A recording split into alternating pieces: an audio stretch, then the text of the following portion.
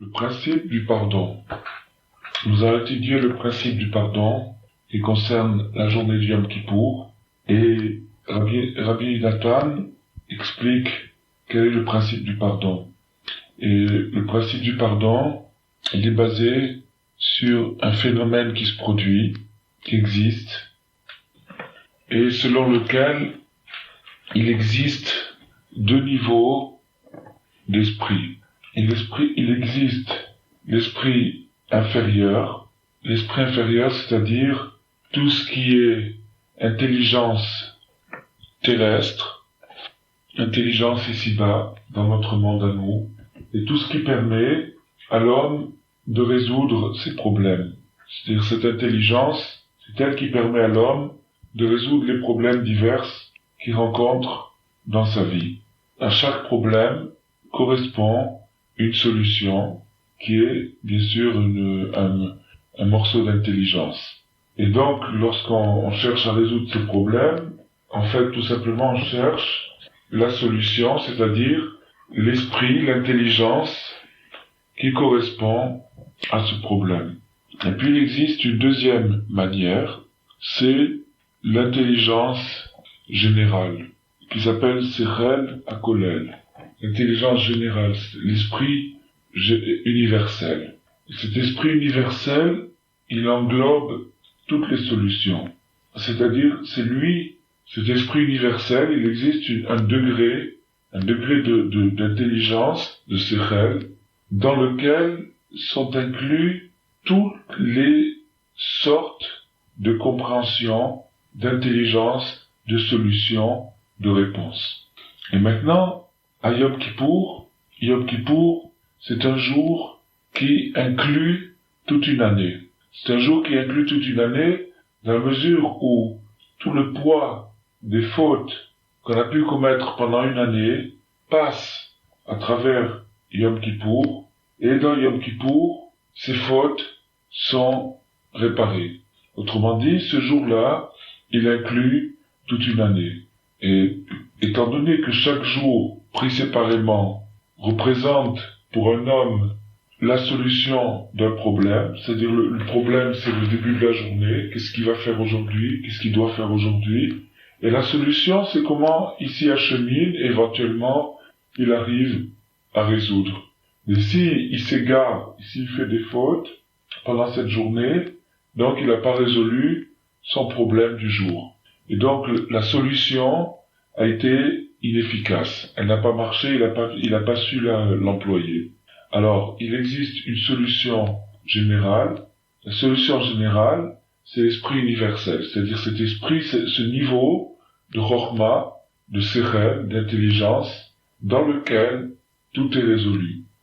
Mais ce niveau d'intelligence, ce Sechel HaKolel, cet esprit universel, seul peut y accéder le grand Kohen, le Kohen Gadol, et une seule fois par an, et même le jour de Yom Kippour, où le Kohen pénètre dans le Saint des Saints, c'est-à-dire le Saint des Saints c'est l'esprit universel, il ne le fait qu'un petit moment.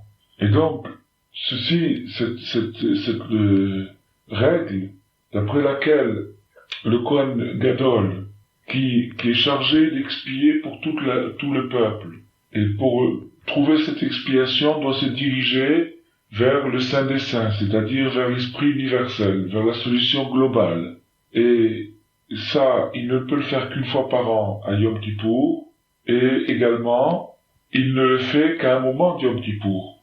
Ça nous indique déjà, avant qu'on rentre dans l'explication à proprement parler, ça nous indique déjà quelque chose de très important, c'est que si quelqu'un réussissait à tenir la barre pendant toute une année, c'est-à-dire à faire que chacun de ces jours apporte la solution du problème qui est posé au début du jour, alors à ce moment-là, il n'y aurait pas de problème.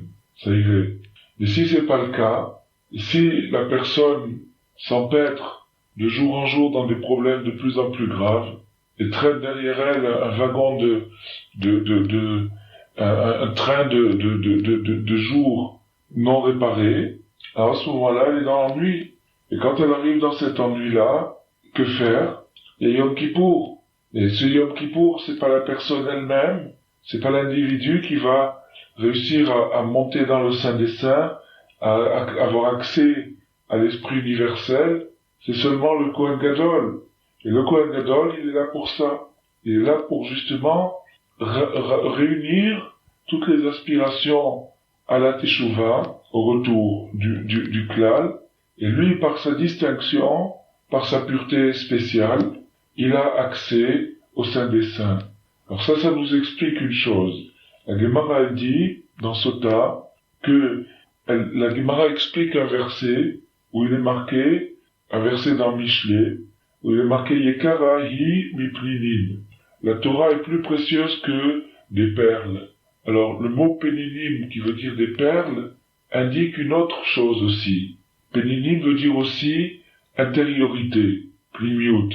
Alors, Yekara hi miplinim, la Torah est plus précieuse que des perles.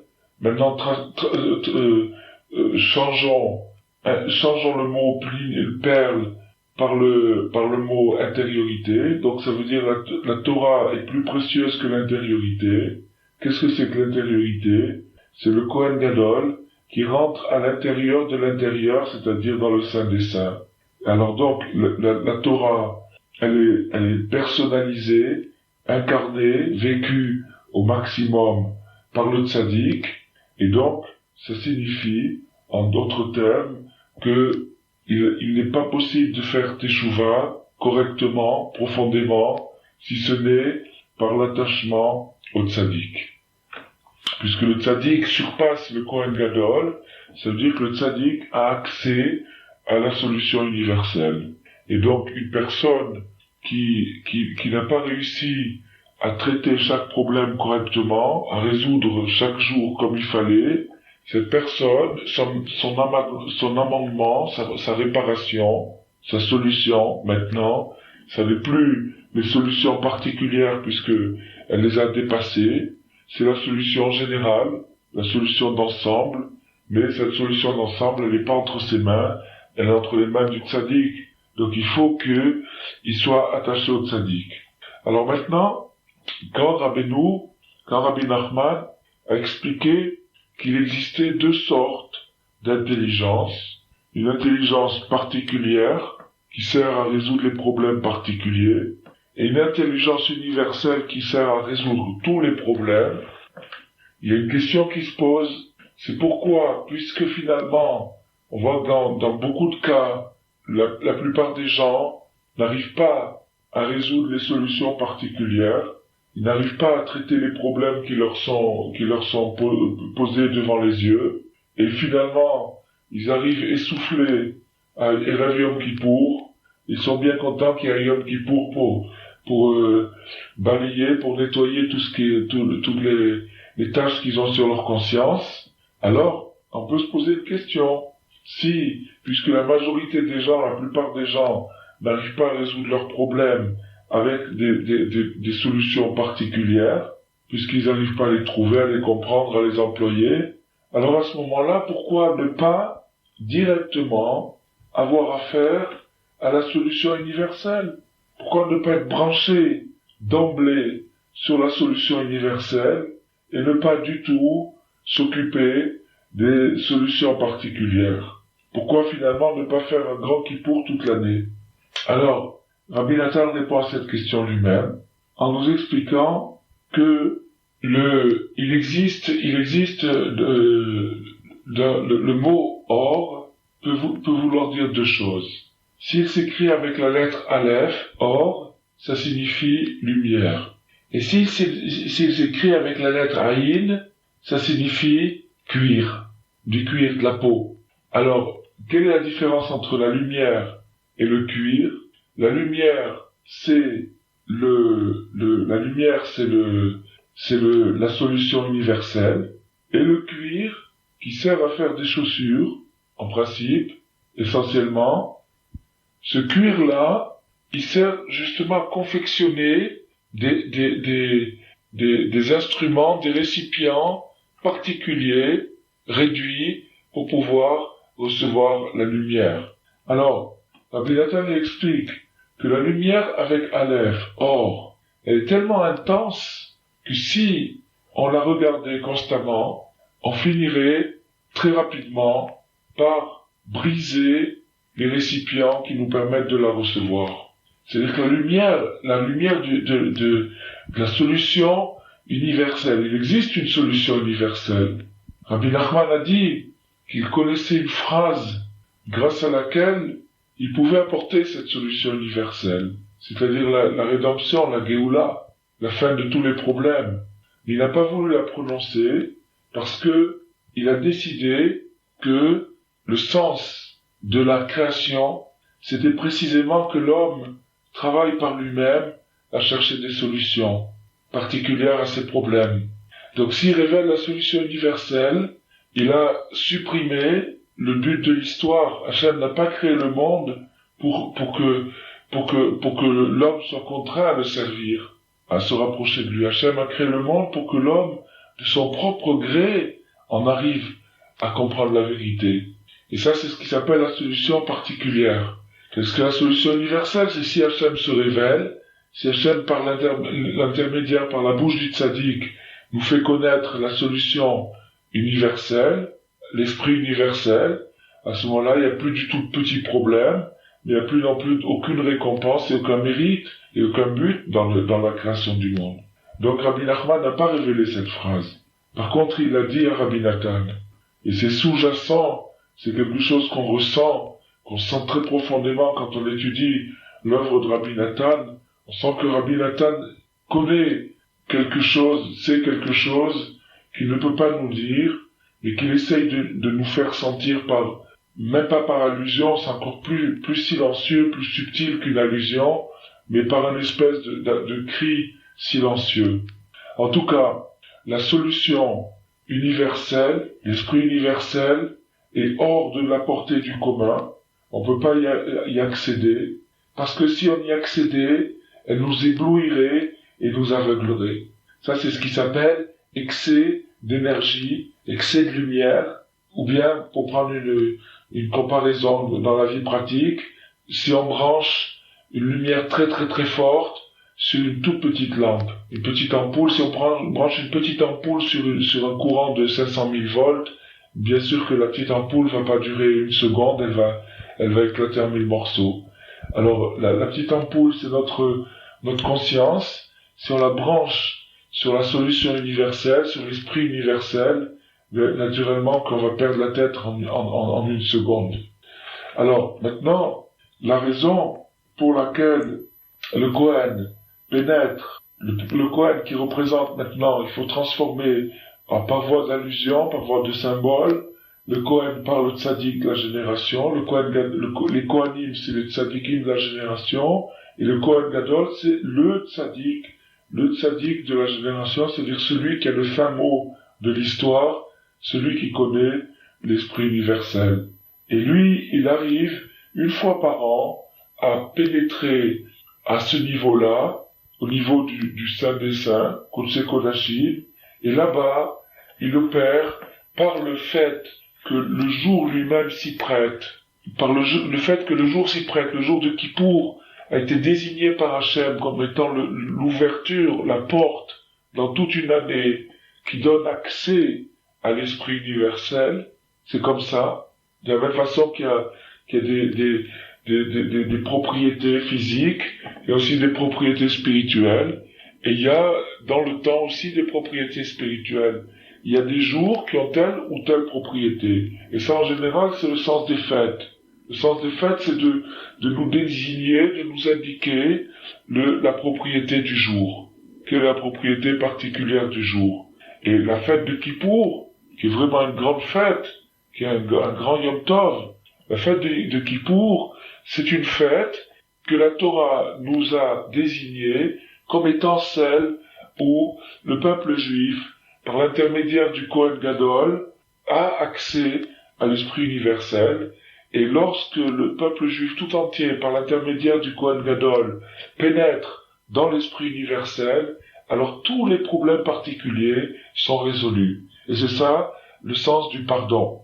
Alors, à cause de ça, puisque on accède le jour de Kippour au au grand pardon, c'est-à-dire à l'esprit universel, alors, à cause de ça, on ne met pas de chaussures ce jour-là. C'est pour ça qu'on ne met pas de chaussures. Non pas par punition, ni par brimade, ni par suppression, ni par restriction, au contraire. C'est parce qu'on affirme et on est confiant de rentrer dans une telle élévation que la chaussure n'est plus nécessaire. La chaussure n'a plus du tout de sens. La chaussure, elle représente le vêtement, la parure la plus inférieure, la plus basse, c'est-à-dire la plus condensée, celle qui couvre les pieds et qui les isole de la terre. La terre qui représente le degré le plus bas, le degré le plus inférieur, et le pied qui serait en contact avec la terre doit être protégé de cette terre et des dangers qu'elle comporte par la chaussure. Et la chaussure, bien sûr, elle est faite avec du cuir, le cuir étant la parure qui sert à envelopper la lumière pour qu'elle ne soit pas destructive, pour pas que la lumière nous éblouisse et nous aveugle. Alors ça, toute l'année, on ne fait que porter des chaussures, c'est-à-dire toute l'année on évolue dans un monde de chaussures, c'est-à-dire un monde où on a des garnitures de cuir, où on est protégé par du cuir, où la lumière est protégée par du cuir, où les fonctions sont protégées, mais le jour de Kippour, on enlève toutes ces garnitures de cuir qui sont les plus épaisses, et on n'en a plus besoin du tout, parce que ce jour-là, on affirme, on est confiant, on est certain que, par l'entremise du tzaddik, du Kohen Gadol de la génération, notre âme va s'élever vers le grand pardon, vers la solution universelle. Alors, ça c'est le sens, c'est la raison pour laquelle on enlève ses chaussures à Kippour. Mais par contre, le reste de l'année, la Gemara dit qu'il vaut mieux vendre tout ce qu'on possède dans sa maison pour acheter des chaussures. Parce que le fait de porter des chaussures a une grande importance. Le fait de porter des chaussures et d'avoir des chaussures en bon état, j'ai connu des rabbinim qui mettaient autant de soin à acheter une paire de chaussures qu'une paire de téphilines. Parce que la Gemara dit que c'est important, que c'est quelque chose de très très important. Et Rabbeinu, lui, on rapporte sur Rabbeinu que ces chaussures étaient toujours d'une extrême propreté, elles étaient toujours bien nettoyées, bien propres, jusque la semelle elle-même qui était toujours très très propre. Parce que Rabbeinu connaissait le mystère profond des chaussures et traitait cet objet avec beaucoup de respect et beaucoup d'application. Alors ça, c'est la raison pour laquelle, le jour de Kippour, on enlève les chaussures, parce que ce jour-là, le Satan n'a pas le droit d'intervenir, c'est un jour qui lui est fermé complètement, et ce jour-là, donc, on exprime, par le fait d'enlever les chaussures, que on a accès directement à la grande lumière. Mais maintenant, on voit un autre moment dans l'année où on a également pas, où on ne met pas de chaussures. C'est le jour de Tisha B'Av, ou bien, Chas v'Shalom, quand quelqu'un est en deuil, aussi, il enlève ses chaussures. Alors maintenant, on comprend pas. C'est-à-dire que maintenant, le jour de Tisha B'Av, on sait que c'est un jour le jour de Yom Kippour, on sait que c'est un grand jour, on sait que c'est une grande fête, et Rabbi Nathan ramène dans le Likutei Tefilot une prière sur Kippour, où il demande à Hachem de lui donner, ce jour-là, la joie nécessaire pour vivre cette fête comme elle le mérite. Alors que contrairement à ce que les gens pensent, il y a beaucoup de gens, malheureusement, qui s'imaginent que Yom Kippour, c'est un jour d'angoisse.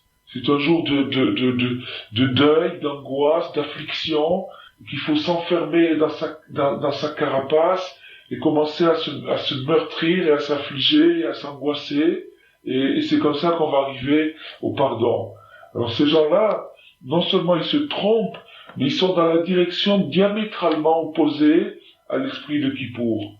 Yom Kippour, c'est un jour d'immense simra. C'est un jour de très très grande simra, puisque c'est le jour où on a accès à la réconciliation par l'introduction de notre âme, de notre esprit, dans Kodesh Kodashim, c'est-à-dire dans le sein des saints, dans l'esprit universel.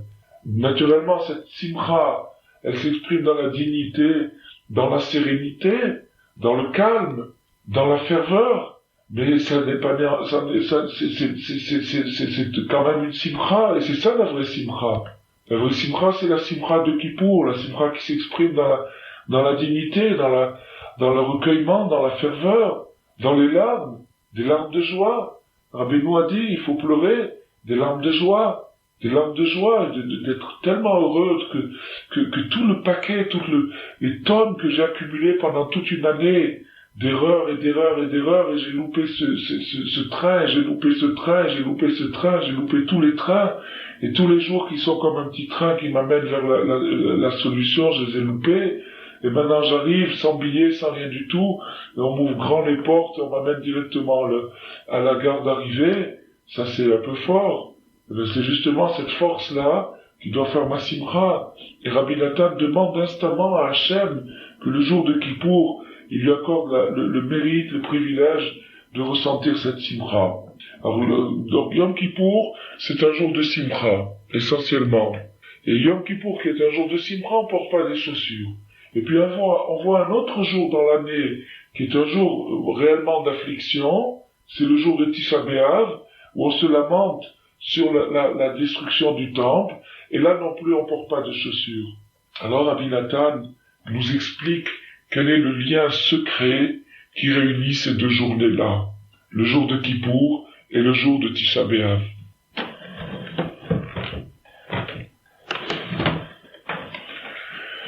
Le lien profond qui réunit ces deux journées, c'est le suivant. C'est que de la même façon que pendant le reste de l'année, il n'est pas possible d'accéder à la solution universelle, à l'esprit universel, à cause d'un excès de lumière.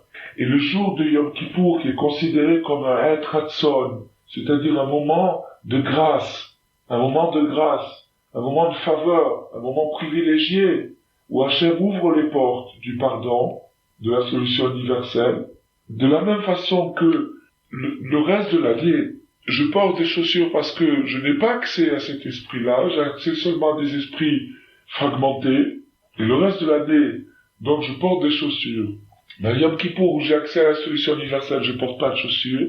De la même façon à Tisha B'Av, c'est parce que j'ai raté toutes les solutions qui m'étaient proposées. Et les solutions qui étaient proposées, c'était les suivantes. C'était tous les kelim, c'est-à-dire tous les merveilleux instruments, tous les merveilleux ustensiles qu'il y avait dans le temple à Yerushalayim. Tous ces kelim sont des manières de capter la lumière, des condensateurs de lumière, des transformateurs de lumière qui font que la lumière est transformée d'un degré super élevé à un degré, à une dose qui est acceptable à notre niveau. Ça, c'était tous les ustensiles qu'il y avait dans le Beth Amikdash.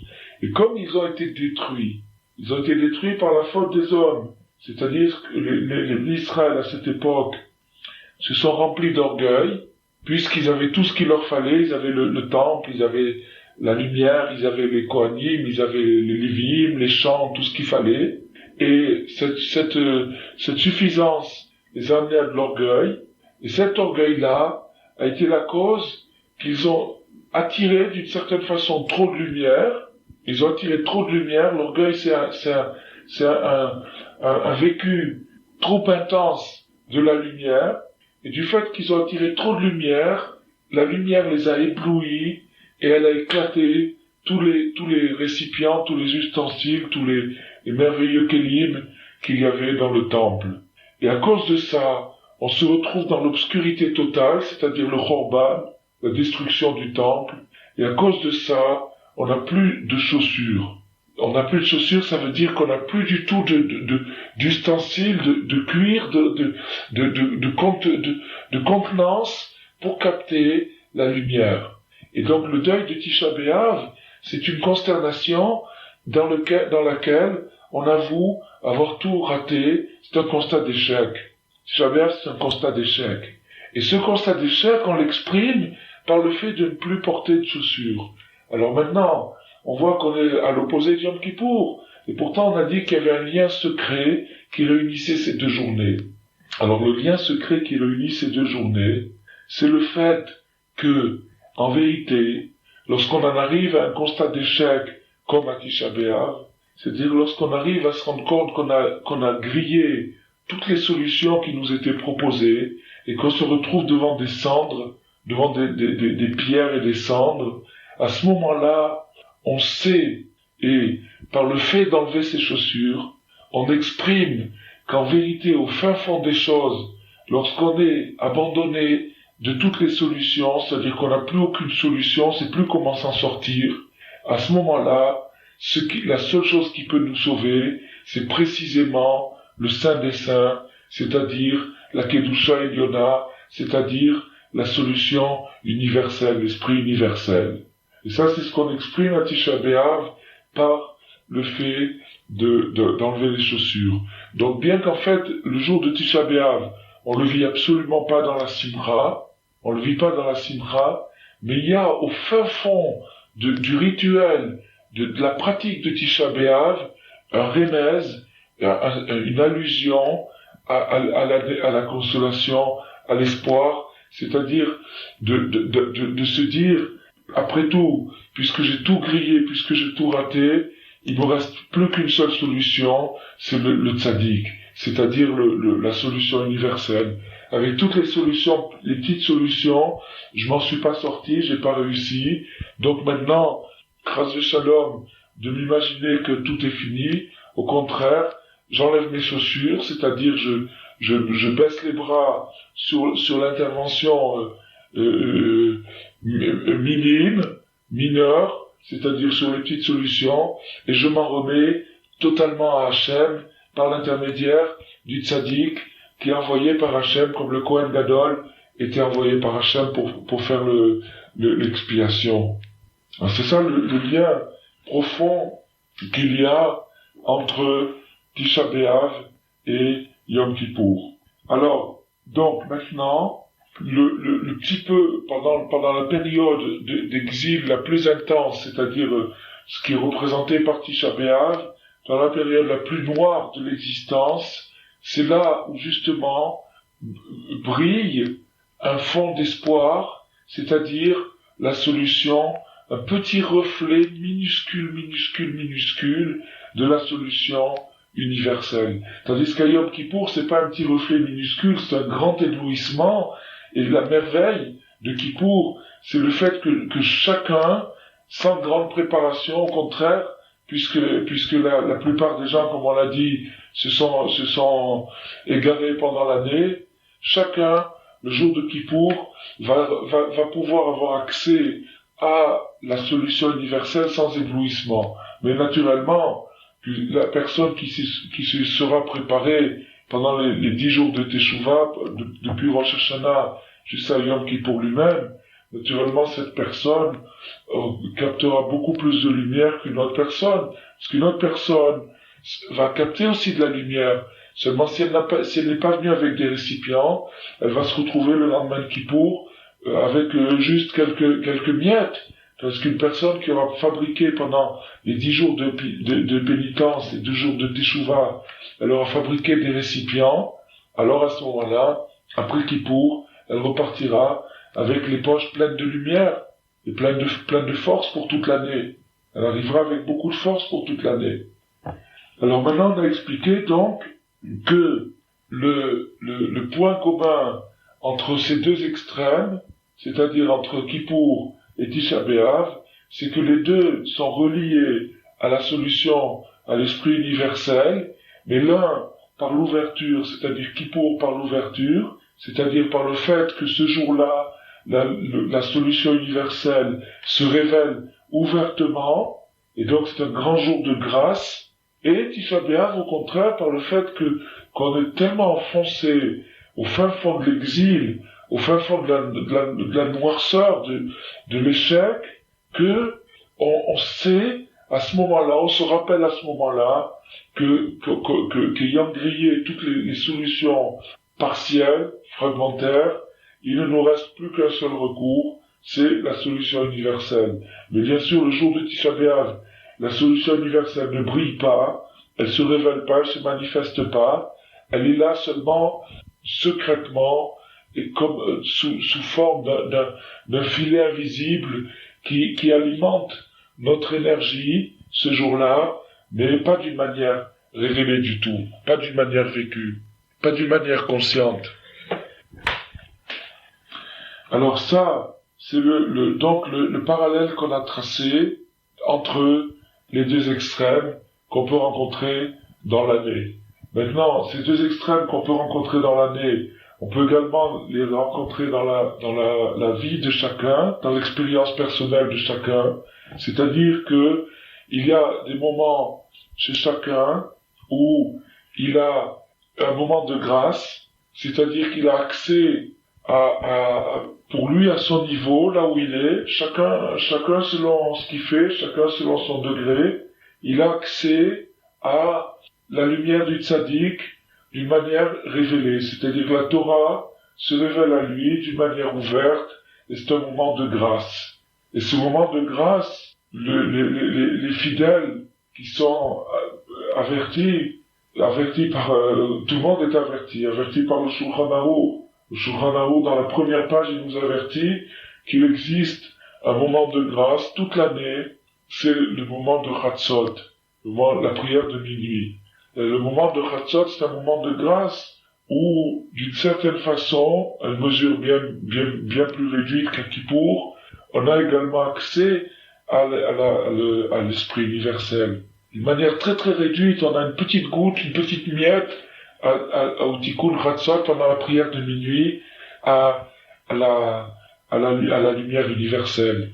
Et d'ailleurs, c'est pour ça que le Ben Ishraï conseille, en principe, ce sont les hommes qui s'emploient à faire Chatzot, ce sont les hommes qui se lèvent à minuit, ou 6 heures après la tombée de la nuit pour faire la prière de minuit, la prière de Chatzot.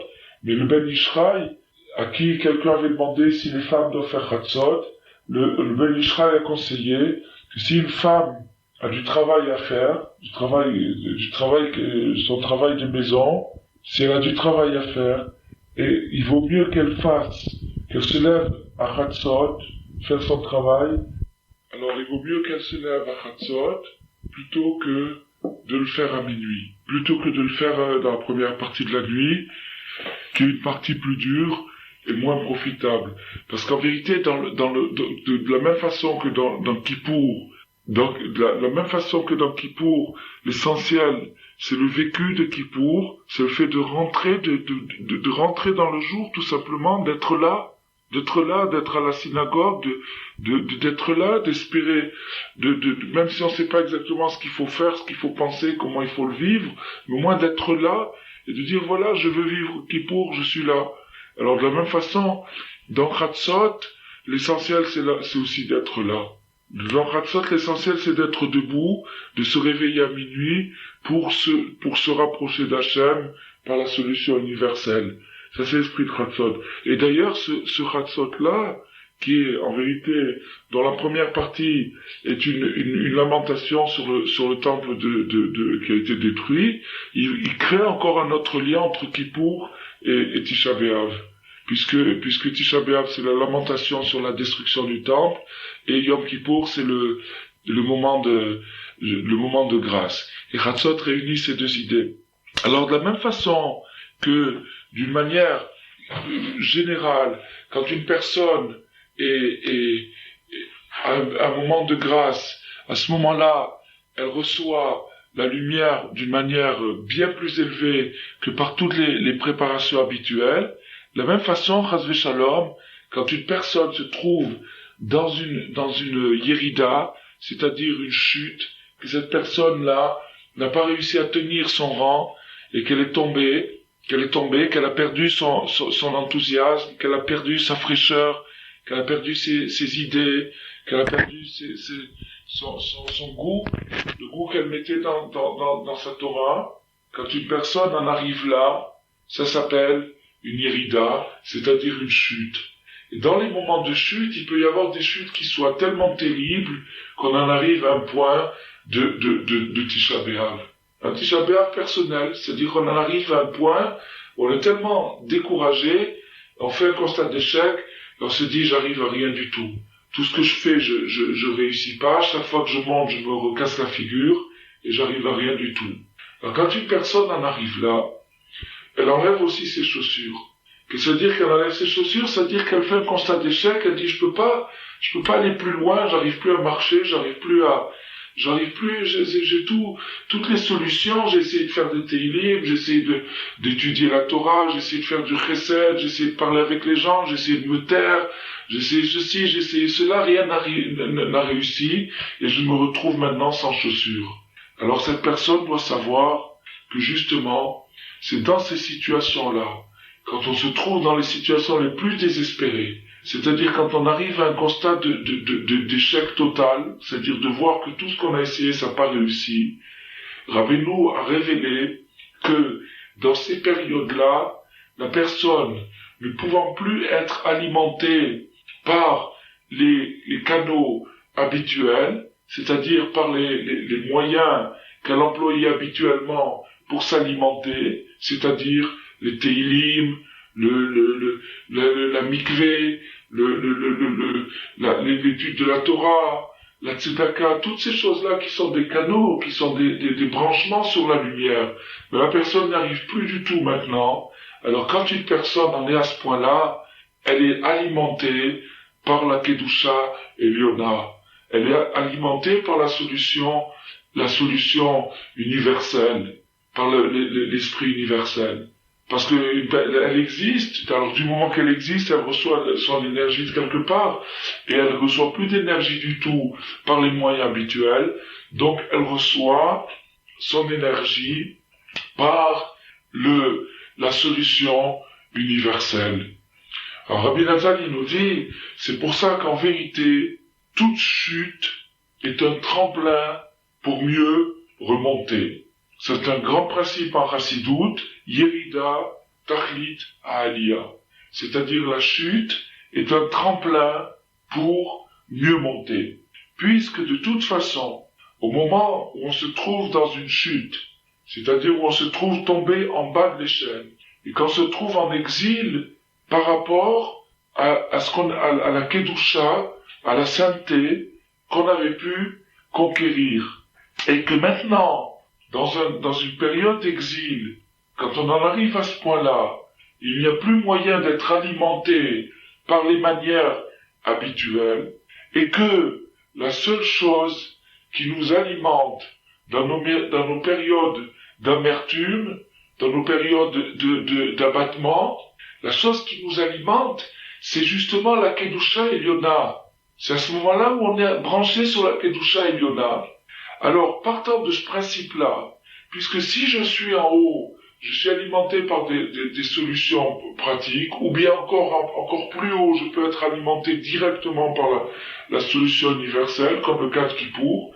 Et si je suis tout à fait en bas, à ce moment-là, je suis alimenté par la solution universelle également, parce que là où je suis maintenant, il n'y a plus moyen de m'alimenter par des solutions partielles. Alors partant de ça, c'est pour ça que Rabbeinu a dit qu'il n'y avait pas du tout de désespoir. Parce que de tous les endroits mauvais, de tous les endroits souillés et impurs qui peuvent exister sur terre, il est possible de revenir vers Hachem. Car au contraire, de là-bas précisément, dans les endroits les plus désespérés, dans les endroits les plus reculés, c'est là-bas où se cache la Kedusha la plus forte.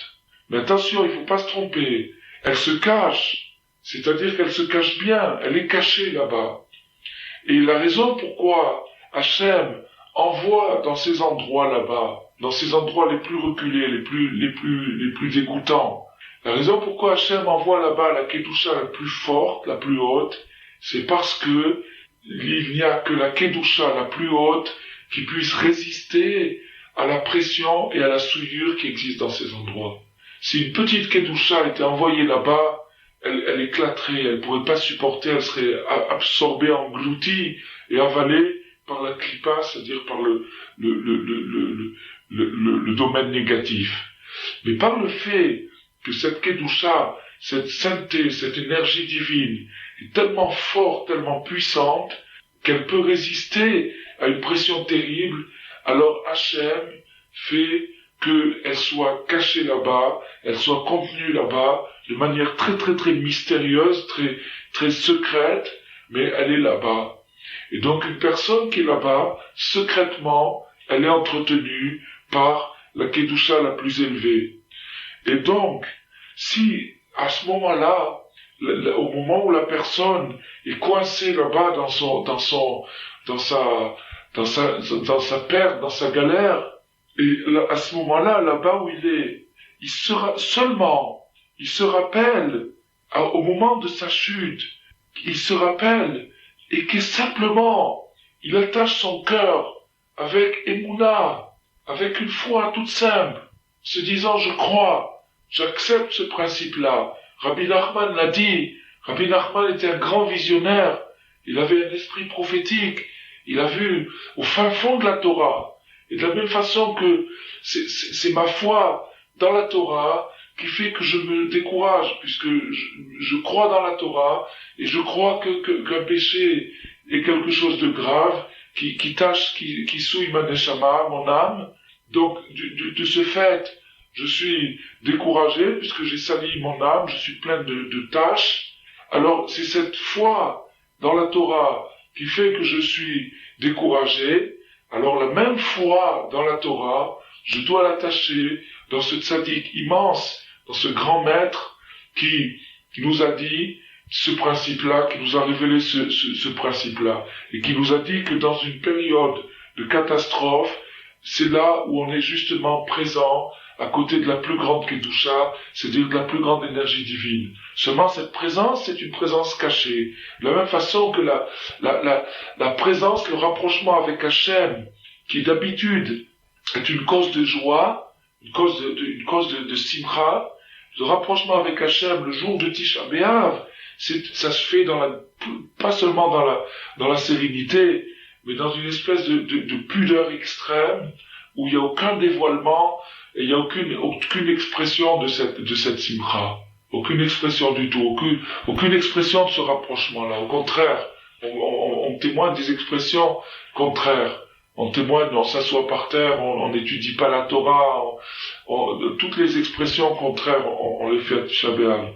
De la même façon, quand une personne est en prise avec les forces du mal, et qu'elle est coincée là-bas dans son coin, à ce moment-là, il doit appliquer la même foi, la même acceptation, la même identification complète de savoir que là où il se trouve, Hachem lui-même, personnellement, est caché pour l'alimenter.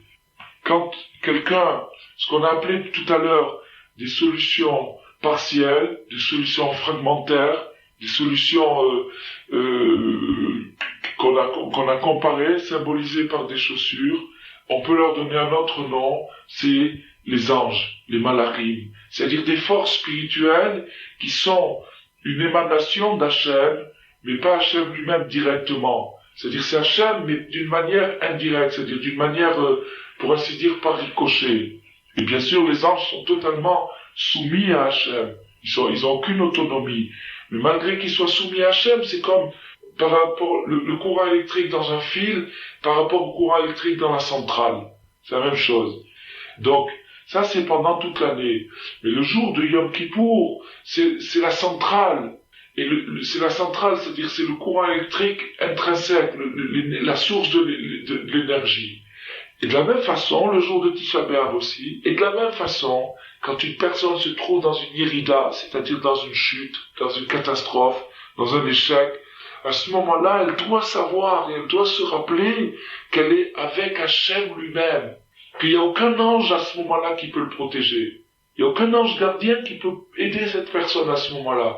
Parce que l'ange gardien lui-même, s'il venait accompagner la personne dans sa détresse, là où elle se trouve maintenant, cet ange gardien lui-même, il éclaterait. Il survivrait pas tellement l'atmosphère où est cette personne maintenant, est asphyxiant, alors que Dieu n'a pas de limite.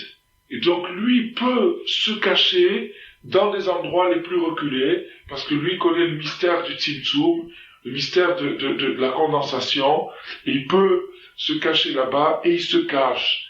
Et là-bas où il est, dans son exil, là-bas où il est, puisque c'est Hachem personnellement qui est venu pour le garder, pour le protéger, qu'est-ce que fait Hachem? Hachem lui envoie des petits messages. Il lui envoie des petits messages, il lui fait des signes, de loin, c'est-à-dire des signes qui sont en code. C'est-à-dire que c'est par la bouche des gens qui rencontrent dans ces endroits, et les gens qu'on rencontre dans des endroits pareils, c'est pas des grands tzadikim, c'est des gens qui sont vraiment pas brillants du tout, c'est des gens qui sont même profondément obscurs. Et dans la bouche de ces gens obscurs, Hachem fait circuler des messages pour appeler cet homme-là, que eux-mêmes lui disent, le rappellent à sa conscience. Et à ce moment-là, alors là, Rabbi Nathan nous dit une clé qui est très très rare dans tout le Likutei Halachot, dans les milliers de pages qu'on rencontre dans le Likutei Halachot, où Rabbi Nathan, pendant 50 ans de travail, a travaillé, jour et nuit, littéralement. Rabbi Nathan, quand il marchait, quand il se déplaçait, il avait toujours accroché à lui une bouteille d'encre et tous les instruments qu'il faut pour écrire et du papier. Et sans arrêt, pendant 50 ans, il n'a fait qu'écrire. Écrire le Likutei Halachot. Sans arrêt. Le seul arrêt qu'il avait, bien sûr, c'était Shabbat et Yom Tov. Mais sorti de Shabbat et Yom Tov, il écrivait sans relâche. Et même quand le Rabbi Nathan est allé en prison, à cause d'une accusation qui a été faite contre lui, il est allé en prison, le gardien de la prison a trouvé que c'était un homme saint, un homme vénérable, et il lui a accordé le privilège d'avoir en prison quelques sfarim, quelques ouvrages, plus ses instruments pour écrire. Et Rabbi Nathan a écrit là-bas en prison les halachot qui concernent le vin Nesser. Et donc Rabbi Nathan n'a pas cessé d'écrire. Et tout le but de Rabbi Nathan, c'est d'amener la lumière de Rabbi Nachman à notre portée. Et bien sûr, il y a des degrés d'intensité. Il y a des moments où Rabbi Nathan révèle plus, comme on a dit tout à l'heure que Rabbi Nathan connaissait le secret de Rabbeinu. Mais bien sûr, il l'a pas dit ouvertement. Mais il y a des moments où Rabbi Nathan va très très très loin pour nous toucher. Et c'est-à-dire, il vient très très proche de nous, tout en étant branché très très haut dans la conscience de Rabbeinu. Et ça, le passage qu'on va lire maintenant, la phrase qu'on va lire maintenant, c'est une de ces phrases-là, où Rabbi Nathan nous dit que lorsque la personne est enfoncée dans son exil, et que la seule personne qui puisse l'assister et la garder à ce moment-là, c'est Dieu lui-même, lorsque cette personne en est arrivée à ce point-là, Dieu lui fait des symboles, des allusions, des messages, par la bouche de ces gens-là, des gens qu'il côtoie dans ce mauvais milieu où il est tombé.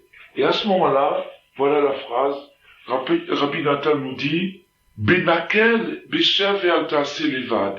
C'est-à-dire que la personne, Remazim Merachok, la Chouvelav Benakel Beshav et Altase Levad. Que la personne qui se trouve arrivée au fond d'une Yérida, à ce moment-là, cette personne s'imagine, s'il fallait que je fasse Tchouva maintenant, quand elle reçoit le message, s'il fallait que je fasse Tchouva maintenant, il faudrait que je fasse des centaines et des milliers de jeûnes, avant même de pouvoir mettre mes pieds dans une synagogue, tellement j'ai mangé de choses pas cachères, tellement je me suis égaré, tellement j'ai fait de saletés, tellement j'ai fait de choses qui déplaisent à Hachem. Si maintenant il fallait que je me prépare pour rentrer dans une synagogue, il me faudrait des centaines et des centaines de milliers de jeunes. Et Rabbi Nathan nous dit c'est le contraire. Facilement, avec un tout petit geste de rien du tout, il peut remonter toute la pente, avec un tout petit geste facile. Rabbi Nathan dit Benakel, Beshem ve'al ta'aseh.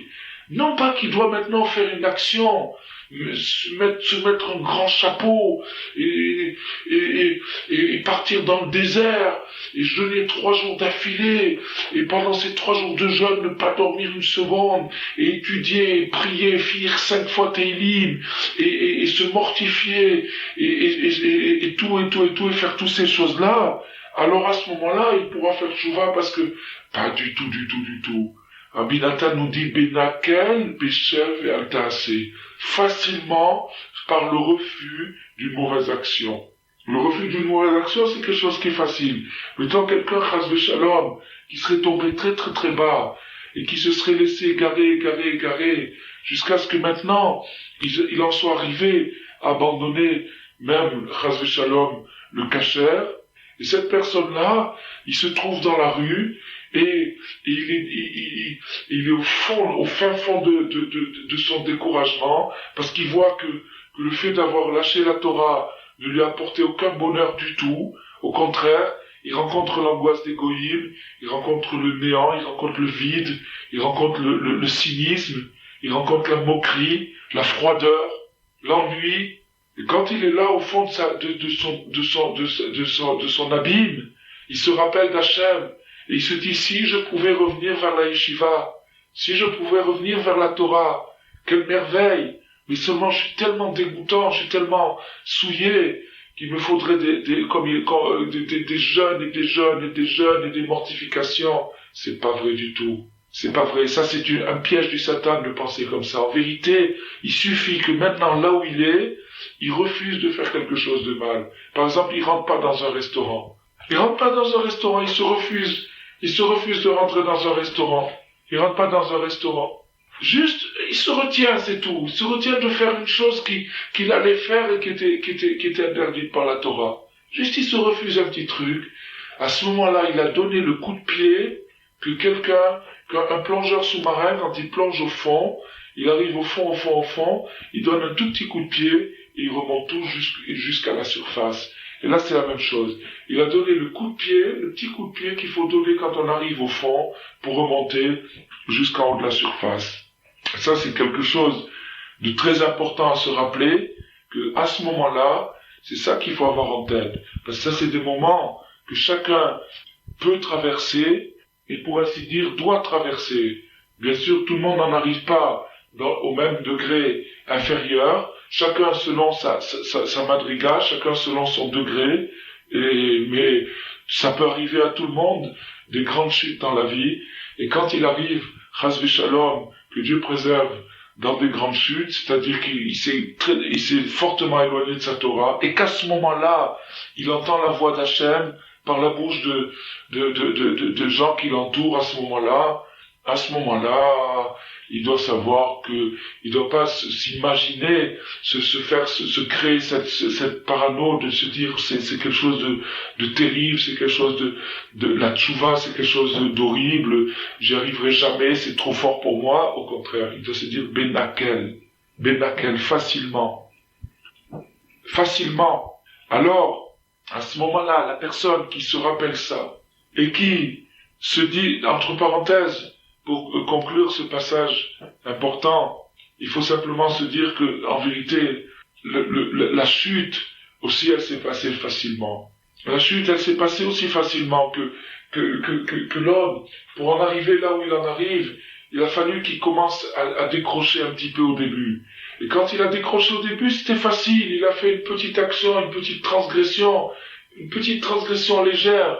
Et cette petite transgression légère, elle a amené une autre transgression, une autre transgression, jusqu'à ce qu'il arrive au fond du panier, au fond de l'abîme. Ben alors si il a pu partir facilement, il doit savoir que de la même façon qu'on peut partir facilement, on peut remonter aussi facilement. Ce qui est dur après, c'est d'arriver à la purification parfaite, c'est d'arriver à redevenir vraiment cachère. Ça c'est dur. Mais de sortir du mal, c'est facile. Et ça, il faut le croire, il faut l'accepter, il faut se rappeler, il faut le dire, il faut le répéter. Et c'est une chose qui doit être gravée dans notre tête comme une des vérités fondamentales de la Torah.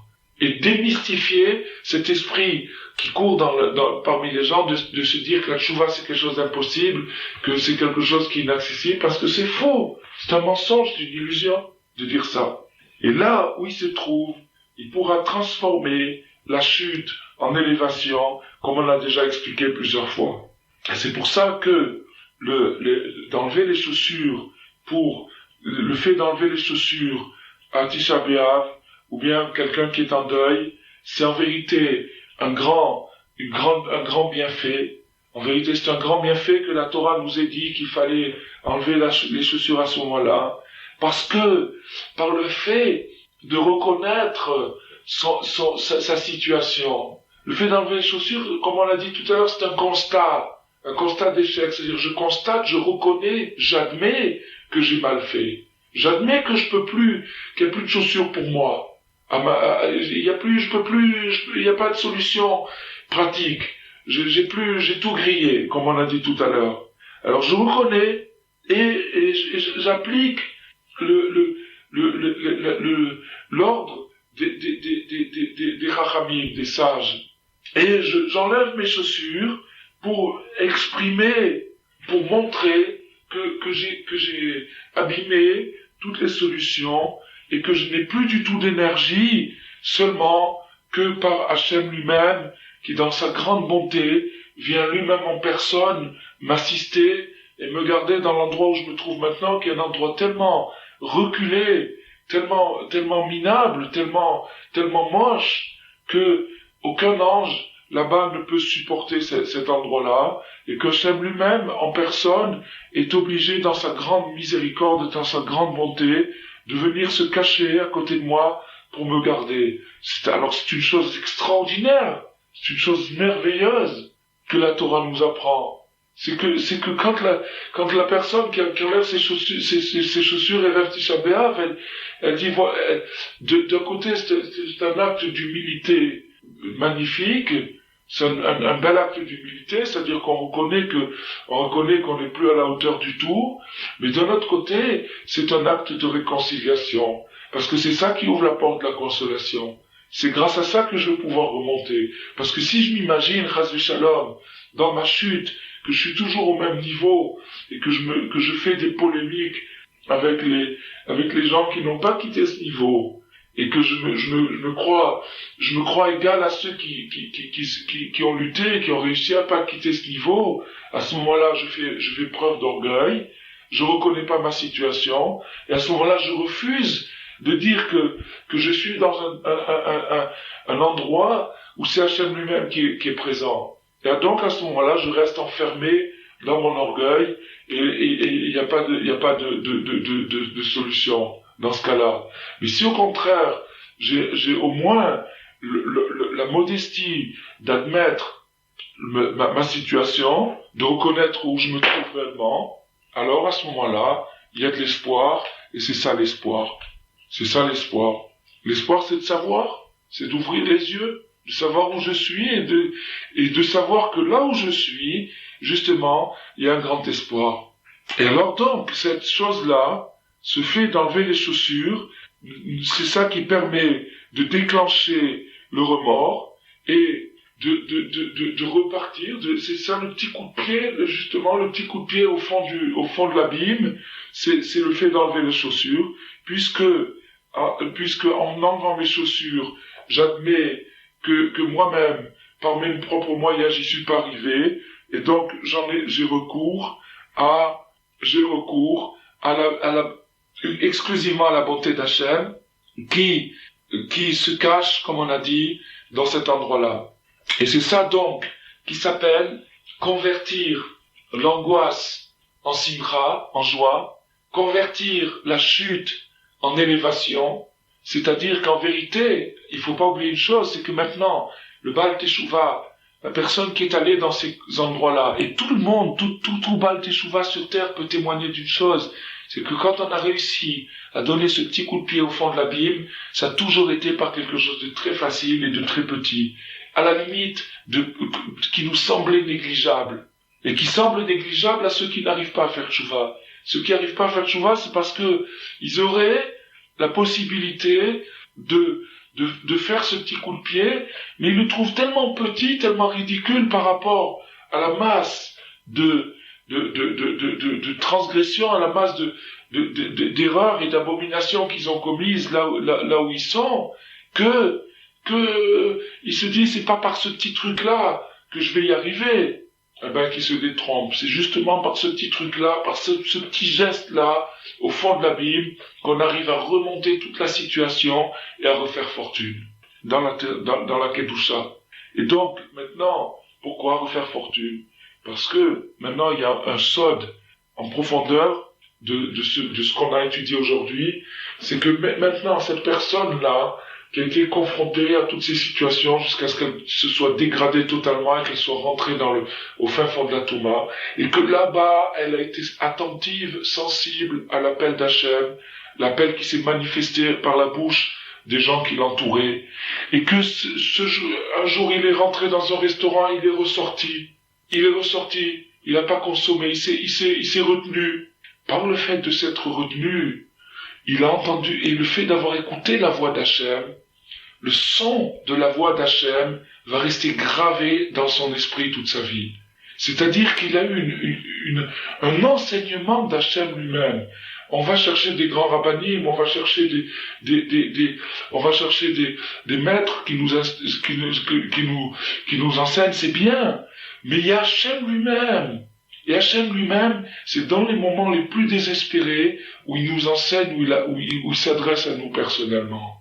Et donc la personne qui a capté cette voix et qui l'a entendue et qui l'a écoutée, qui l'a mis tout de suite en pratique en faisant cette petite action, ce petit geste insignifiant, cette personne a entendu la voix d'Hachem et cette personne va garder au fond de lui la voix d'Hachem pour toute sa vie.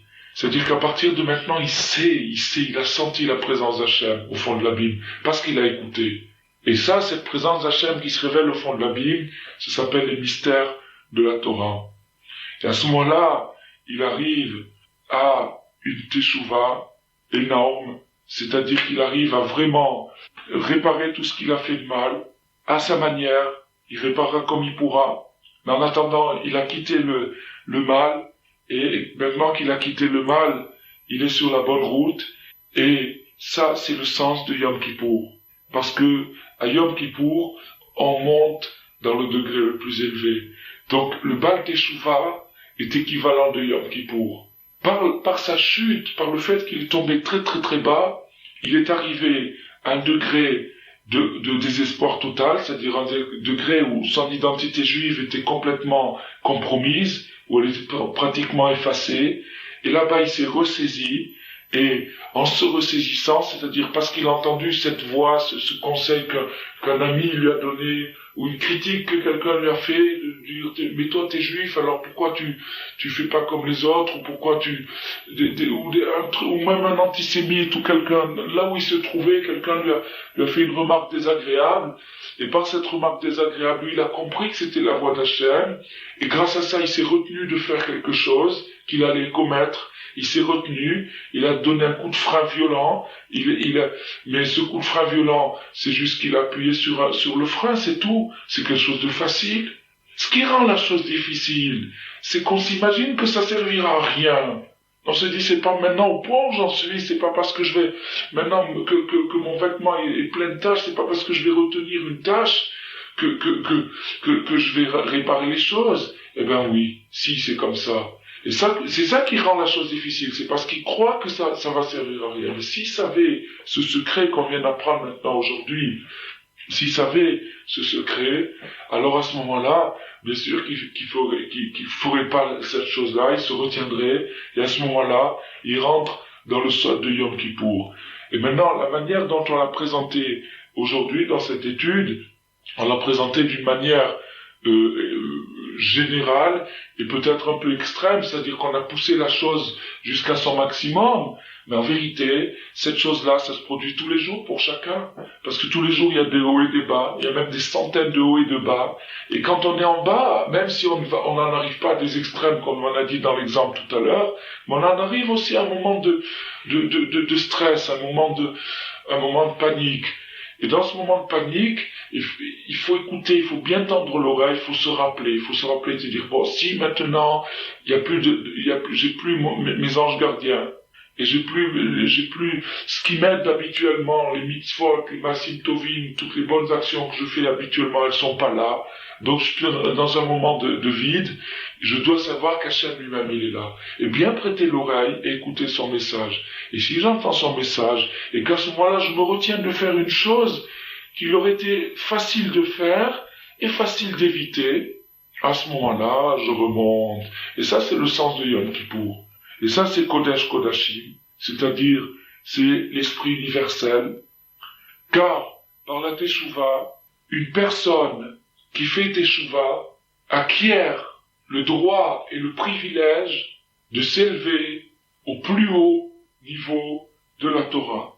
Et c'est pour ça, quand les sages, les Chachamim, dans la Gemara on dit, Bimkom Sheba Teshuvah Omdim, Et Tzadikim Gemurim Yecholim Lamod, là où il y a des repentants, les plus grands justes n'ont pas le droit, n'ont pas la possibilité d'être là parce que c'est un degré très élevé, c'est ça qu'ils ont voulu dire. C'est-à-dire que le Baal Teshuvah est une personne qui a accès à la solution universelle.